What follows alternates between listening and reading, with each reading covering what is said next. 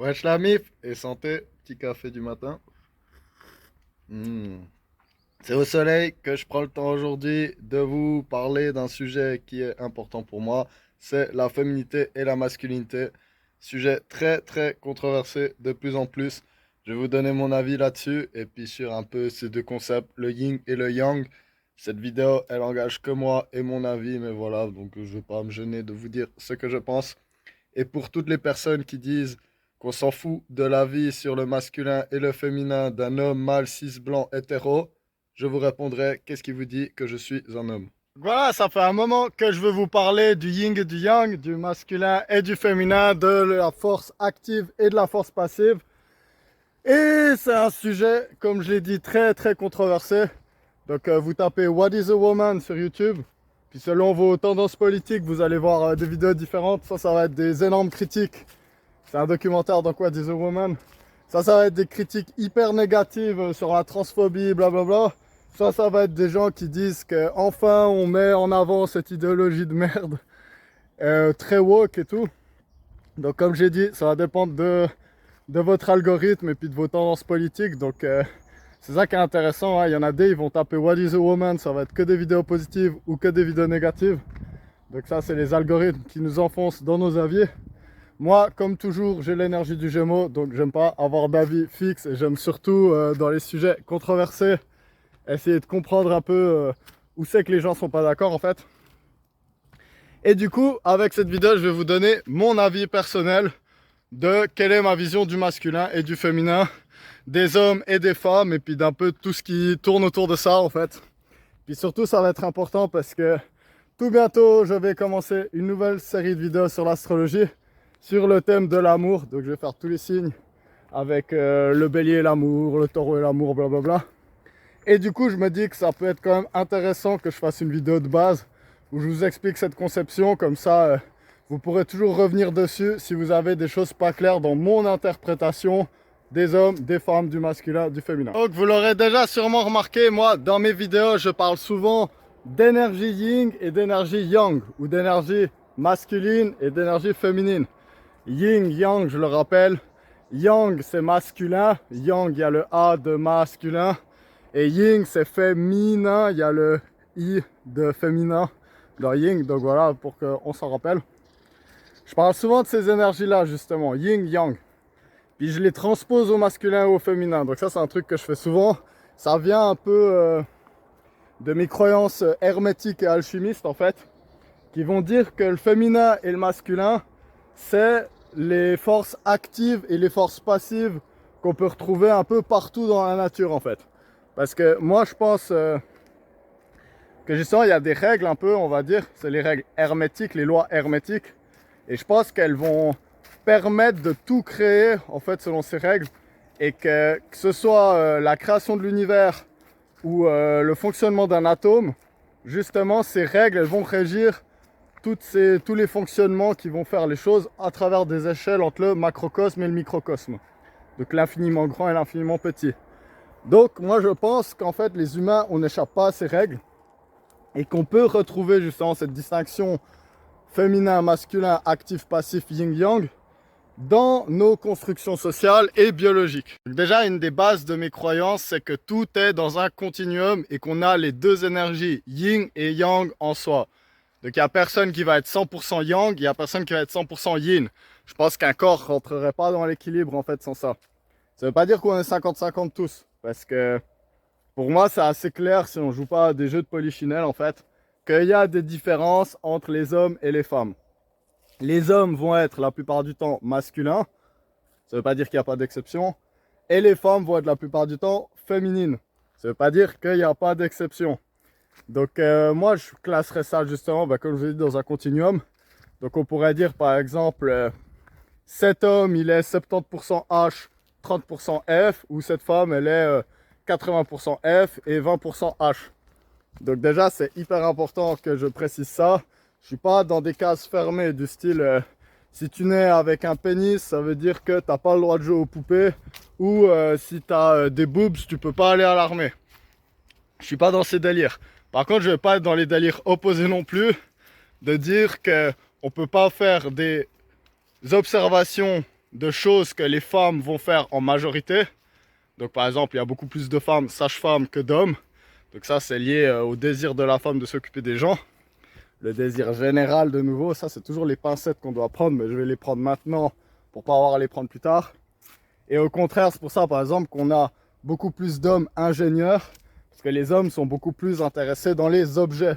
Et ça, c'est des études qu'on peut même retrouver sur des bébés chimpanzés. Donc les bébés chimpanzés vont plus jouer avec les mâles avec par exemple des petites voitures et les femelles avec des poupées. Donc déjà là, on en vient à la construction sociale. Pour moi, le masculin et le féminin, c'est beaucoup plus ancré que des pseudo-constructions sociales. Donc ça, pour moi, c'est toujours les réponses beaucoup trop simplistes. Si je devais donner quelques caractéristiques de l'énergie yang, je dirais que c'est tout ce qui se rapporte à l'ego. L'ego, c'est quoi? C'est le sentiment d'être différent du reste, en fait, d'avoir des barrières. Il y a mon corps et il y a l'environnement autour de moi ou les autres personnes. Donc le yang, ça va être l'ambition. Donc on veut faire grandir cet ego. Il va y avoir l'agressivité, on veut le défendre et on n'a pas peur d'aller vers un autre ego et puis de descendre l'énergie de l'autre ego pour protéger la sienne ou pour la manger et devenir plus grand. Il va y avoir la compétitivité, pareil, l'ego veut gagner, je veux être meilleur que tel et tel, donc ça demande qu'il y ait une distinction.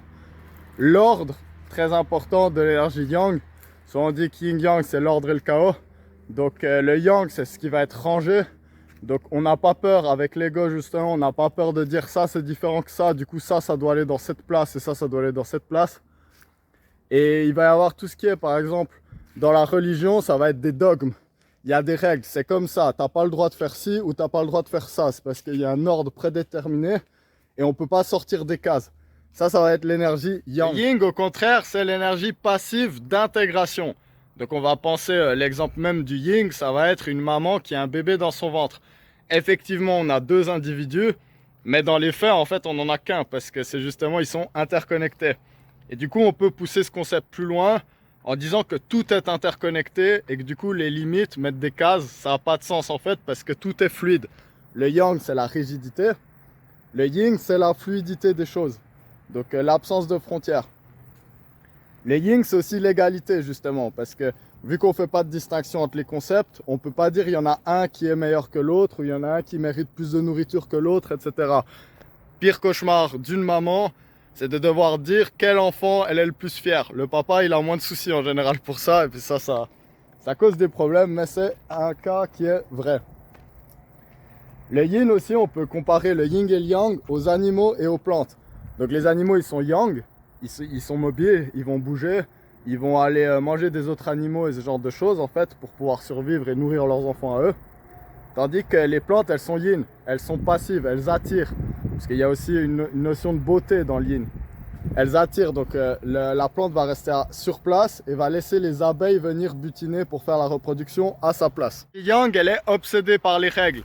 Donc ça, dans le tarot, par exemple, on pourrait le voir avec l'empereur et le pape, qui sont deux manifestations de l'énergie yang. Une qui est organisationnelle, l'autre qui est spirituelle. Donc le pape, ça va être les religions, il y a des choses qu'on peut faire, qu'on peut pas faire, etc. Tandis que les énergies féminines, de la grande prêtresse ou de la tantrika, on pourrait dire, et de l'impératrice, ça va être les énergies yin de l'organisation et de la spiritualité. La grande prêtresse, elle est mystérieuse, donc elle expérimente les choses, elle les garde pour elle dans son ressenti, contrairement au pape qui lui veut justement avoir une doctrine qu'on peut imposer ou transmettre aux autres. Et l'empereur lui dit, là c'est le moment d'aller envahir un autre pays parce qu'on veut faire grandir notre empire. Tandis que l'impératrice, elle est sur son trône, elle va dire non, maintenant on va planter un énorme jardin luxuriant qui va attirer les gens vers notre culture et qui vont les faire donner envie de nous voir. C'est une notion de règle aussi, ça c'est intéressant. Si vous avez déjà fait un peu des jeux entre des groupes de garçons et des groupes de filles, souvent ce qui va se passer c'est que les garçons sont super compétitifs, donc ils veulent gagner en fait, tandis que les filles elles veulent juste passer un moment entre tous. De nouveau, je fais des généralités, mais je pense qu'elle est assez bien vue celle-là. Souvent ce qui va se passer c'est que quand les garçons vont plus dominer, parce que c'est un peu leur mode, en fait justement ils veulent gagner, ce qui va se passer c'est que les filles elles vont trouver ça plus très drôle et elles vont se mettre ensemble avec leur intelligence sociale pour changer les règles du jeu, pour leur permettre d'être compétitives tout en jouant de la manière dont elles veulent jouer. Donc voilà un petit exemple pour symboliser la différence entre l'énergie yang et l'énergie yin. Et souvent ça va créer des conflits assez marrants ça. Donc en fait je pense de manière individuelle, on est très androgyne. Donc quand on est tout seul, on va avoir des intérêts plutôt féminins, des intérêts plutôt masculins. Mais je pense qu'en fait c'est quand on commence à se regrouper qu'on va exacerber ces conditions. Donc moi j'ai la chance d'avoir pu travailler dans plein de domaines. Donc d'autres diront que c'est parce que je suis paumé, mais voilà, moi c'est plein d'expériences que j'ai pu avoir. Et typiquement j'ai pu travailler dans des garderies qu'avec des femmes. Et j'ai pu travailler sur des chantiers qu'avec des hommes. Et je pense que chaque personne entre ces groupes justement, ils ont un côté yin, un côté yang. Mais quand on travaille dans ces deux domaines, on peut pas dire qu'il n'y a pas de différence entre les hommes et les femmes. Ou alors ça, il faudrait vraiment être hyper idéologique et le dire par défaut en fait, parce qu'on n'a pas envie de voir la réalité comme elle est. Parce que je vous assure que travailler sur le chantier, on va avoir tous les côtés masculins qui vont être ultra exacerbés. La compétition, ça va être très agressif entre soi, ça va beaucoup faire du mobbing, donc dire toi tu travailles pas comme il faut, tu travailles pas assez, regarde moi je peux porter 75 kg de sable d'un coup.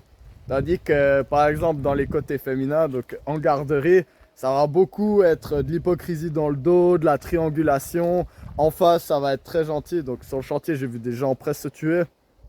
Tandis qu'en garderie, bah, ça va être des gens qui se poussent à bout en fait, parce que ça va être de la triangulation, ça va être critiquer quelqu'un dans son dos pour pas avoir besoin de lui faire une critique de face en fait. Donc voilà, je pense que d'un point de vue individuel, les différences ne sont pas grandes. Donc par exemple, si on prend le trait de personnalité de l'agressivité, de l'agréabilité, pardon, mais l'agressivité c'est une des composantes de l'agréabilité. C'est 60-40 pour les hommes. Ça veut dire quoi? Ça veut dire que si on prend un homme au hasard dans une population et une femme au hasard, on aura 60% de chance que l'homme soit moins agréable que la femme.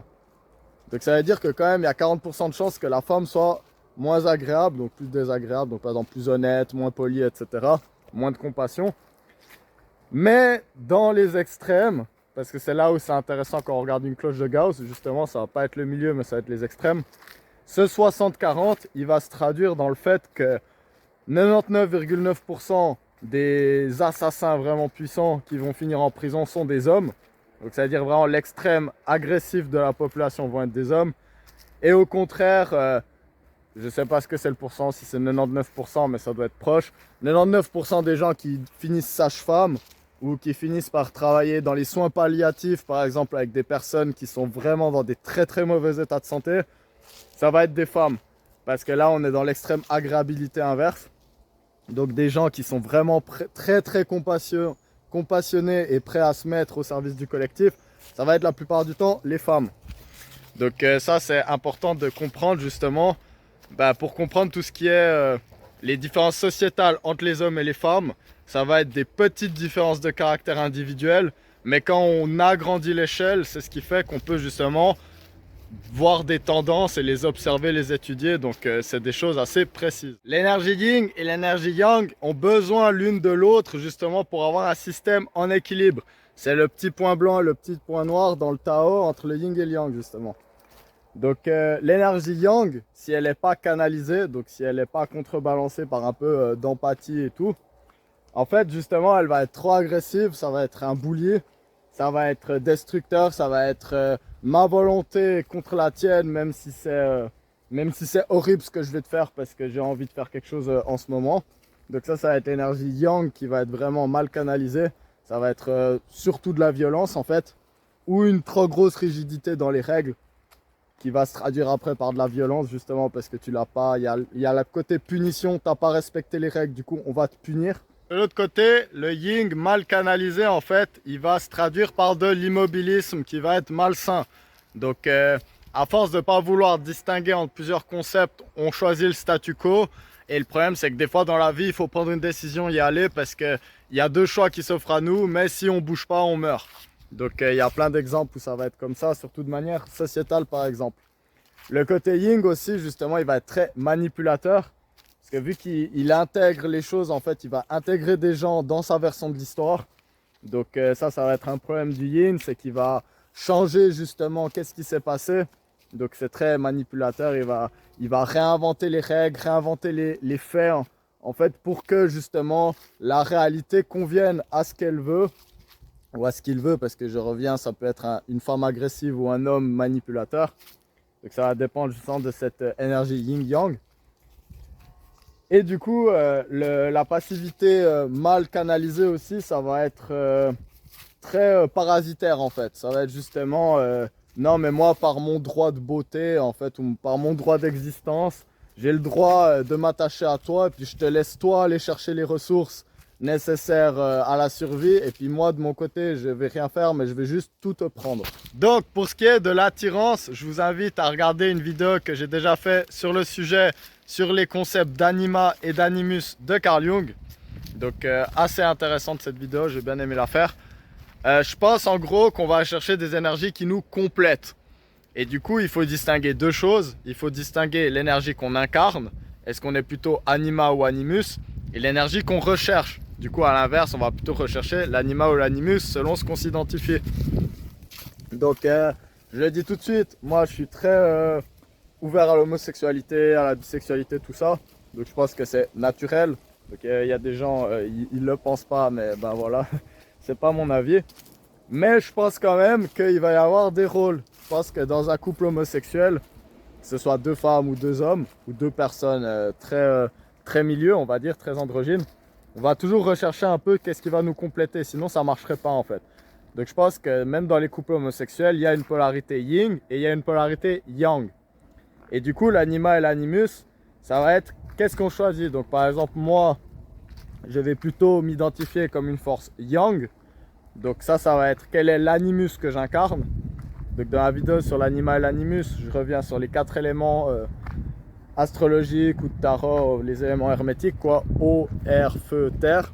Mais on peut le voir d'autres manières, Carl Jung en parlait d'autres manières. Et du coup, moi, je vais m'incarner d'une certaine manière, de manière masculine. Et je vais rechercher une certaine manière de représenter la féminité chez mon partenaire affectif.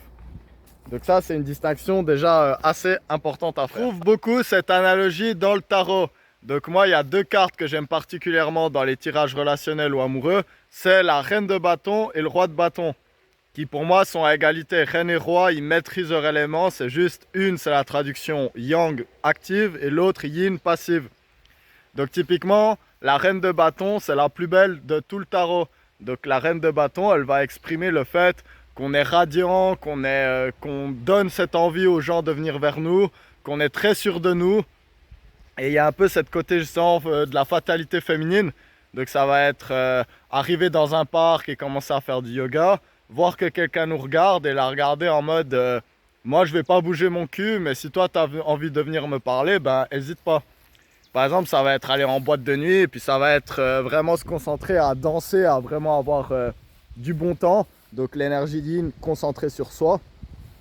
Ça va être la reine de bâton. Elle séduit comme ça, elle séduit passivement par sa beauté, on va dire, et son charme. Tandis que le roi de bâton, ça va être non, moi j'ai vraiment le courage d'aller manifester les choses. Donc ça va être, ah justement, je vois cette reine de bâton là-bas. Moi je suis le roi de bâton, t'inquiète pas meuf, je t'ai vu. Ou t'inquiète pas gars, parce que de nouveau, ça peut être inversé. T'inquiète pas, je t'ai vu, je vais venir te parler. Ou je vais commencer peut-être au début, ça va être, je vais me présenter.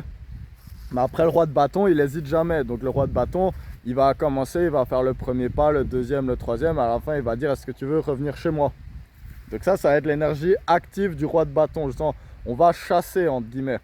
De nouveau, c'est pas mauvais de comparer la séduction et la chasse d'après moi. Et du coup, je pense que c'est ça qui est intéressant justement, qu'on soit un homme ou une femme, ça va être de pouvoir maîtriser les deux énergies. Donc à la fois attirer les regards et l'intérêt des autres via nous, via notre beauté, etc. Et en même temps pouvoir aller le chercher. Parce que forcément, si on est en boîte de nuit et puis qu'une personne nous a remarqué parce qu'on est beau, parce qu'on danse et tout, il y a plus de chances qu'après, si on prend l'énergie du roi de bâton et qu'on aille lui parler, qu'elle nous a déjà remarqué, bah justement ça va mieux marcher. Pareil, si on va d'abord parler à quelqu'un et qu'après on se retire et puis qu'on commence à danser, bah peut-être que même si c'est une femme par exemple, elle va se dire « Ah, cette personne est attirante, elle a déjà fait le premier pas pour, plus tôt dans la soirée pour être venue se présenter, ah ben c'est moi qui vais aller. Puis je pense que justement c'est une approche intéressante, c'est jouer sur les deux plans, c'est ce qui va être le plus efficace. Donc après la séduction, une des suites logiques qui peut se passer, ça va être avoir des enfants. Donc là oui, je suis quelques étapes plus loin, mais bon voilà quoi, c'est ce qui arrive en général. Du coup, il y a aussi les rôles parentaux qui vont être féminins ou masculins. Donc comme dans la séduction, je pense que le plus intéressant, c'est de ne pas être stéréotypé et de dire l'homme doit avoir le rôle de père masculin et la femme le rôle de mère féminin justement. Je pense que le mieux c'est que les deux parents puissent incarner les deux faces de la pièce justement. Donc l'amour maternel, ça va être un amour inconditionnel. Donc on en revient, le yin a pas de frontières, a pas de limite. Donc forcément, tous les enfants de la mère vont être aimés de la même manière. Quoi qu'ils fassent, ils vont recevoir cet amour inconditionnel.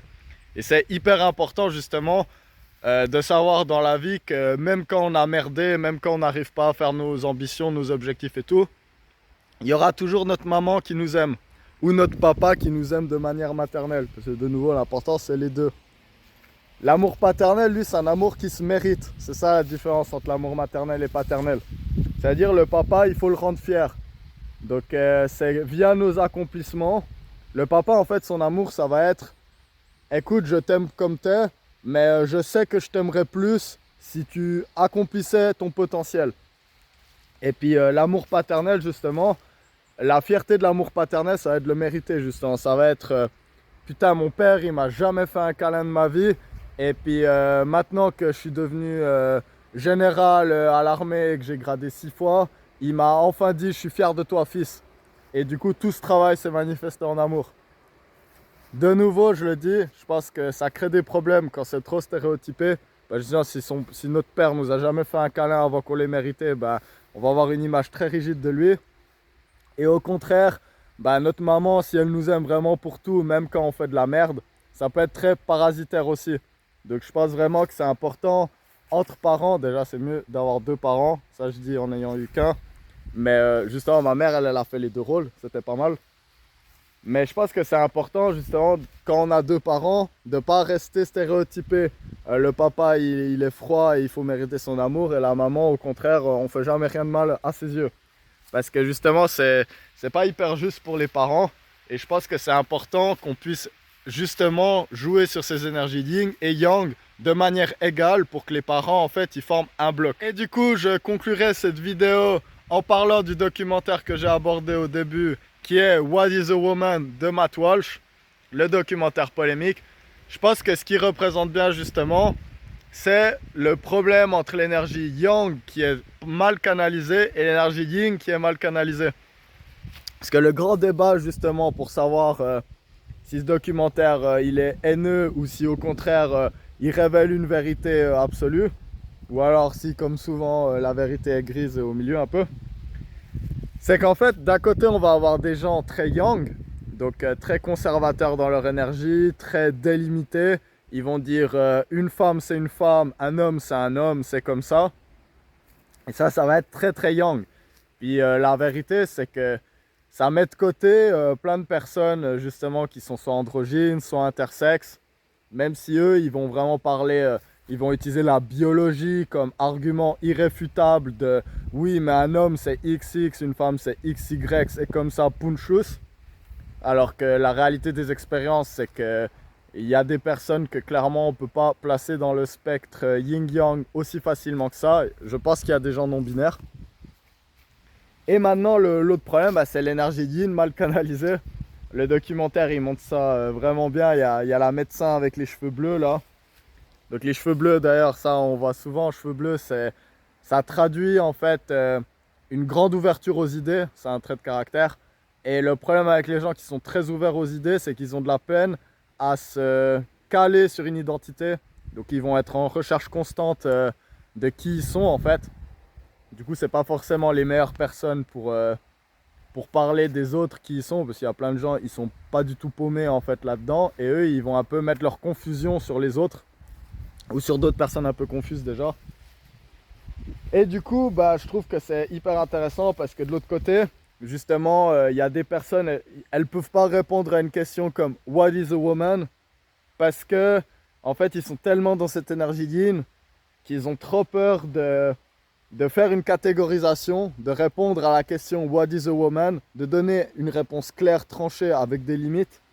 Et qu'il y ait des gens qui se sentent exclus parce qu'ils se représentent pas justement dans cette définition. Donc je trouve que ce documentaire est super intéressant pour ça, parce qu'il va mettre en avant deux côtés assez extrêmes justement, du yin et du yang. Et en tant que société, bah, typiquement aux États-Unis, les États-Unis c'est un pays très très polarisé. Donc il y a beaucoup de teams, il y a la team rouge, la team bleue, c'est comme ça, c'est un peu comme dans Pokémon quoi. Et je pense que justement, en tant que société, ben, il faut chacun en soi qu'on arrive à avoir l'intelligence de pouvoir comprendre le point de vue de l'autre, et en même temps de comprendre que les barrières, elles sont pas si délimitées que ça, mais qu'en même temps, il faut arrêter de déconner au bout d'un moment à dire que voilà quoi, qu'on peut pas dire qu'est-ce que c'est une femme ou qu'est-ce que c'est un homme, et puis qu'il n'y a pas une sorte de bon sens derrière, même si le bon sens il peut être un peu plus complexe que la réalité. C'est tout pour cette vidéo, donc peut-être elle va me ramener des haters parce qu'il y a des réactions assez fortes pour les gens qui osent parler de ce genre de sujet. Et puis même si c'est une minorité de personnes qui sont intolérantes face à tout ce genre de discours, c'est des gens qui peuvent vite faire chier, mais je prends le risque quand même de vous parler de ça, parce que je pense que c'est important de ne pas se soumettre aux gens qui veulent nous faire taire. Je pense que c'est important qu'on ait raison ou pas, qu'on ait le droit de pouvoir discuter de ce genre de choses, de donner son avis et puis de dire qu'est-ce qu'on voit en fait. Je pense que c'est très important dans une société. Dostoïevski, il a dit « Un jour, la tolérance atteindra de tels sommets que les personnes intelligentes seront interdites de parler de peur de blesser les imbéciles. » Donc voilà, je finirai cette vidéo là-dessus. Et j'espère que vous vous portez bien, que vous soyez un homme, une femme, quelqu'un de non-binaire ou quelqu'un d'androgyne qui est fluide dans ses niveaux. Moi, je m'en fous ce que vous êtes, tant que vous êtes heureux et que vous laissez les autres être ce qu'ils veulent. Donc voilà, je vous retrouve tout bientôt pour les vidéos d'astrologie sur l'amour. Je me réjouis déjà de vous faire ces vidéos et de vous parler de ça parce que bah, forcément c'est un sujet qui m'intéresse beaucoup. Et du coup, d'ici là, j'espère que vous portez bien. Bisous tout le monde. Ciao, ciao.